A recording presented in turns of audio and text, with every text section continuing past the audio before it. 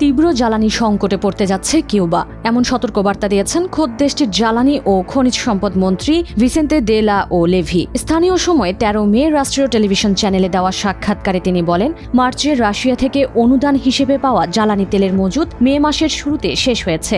বর্তমানে জ্বালানি পরিস্থিতি অত্যন্ত জটিল, দিন দিন এটি ভয়াবহ রূপ ধারণ করছে।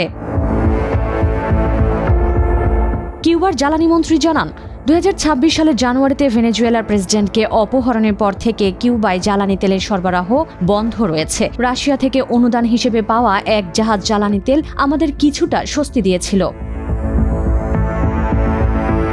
রাজধানী হাভানা সহ কিউবার বিভিন্ন অঞ্চলে দৈনিক বিদ্যুৎ বিভ্রাট বা ব্ল্যাকআউট ২০ থেকে ২২ ঘণ্টা পর্যন্ত ছাড়িয়ে যাচ্ছে। বিদ্যুৎ সংকটে অতিষ্ঠ হয়ে বিভিন্ন সড়কে বিক্ষোভ করেন জনসাধারণ। জ্বালানি মন্ত্রী দে লা ওলেভি জানান, অনুদান হিসেবে কিছু সৌরবিদ্যুৎ প্যানেল দিয়েছিল চীন, সেগুলো স্থাপনও করা হয়েছে। তবে মেঘলা আকাশের কারণে এই প্রকল্পে সক্ষমতার সর্বোচ্চ বিদ্যুৎ উৎপাদন হচ্ছে না।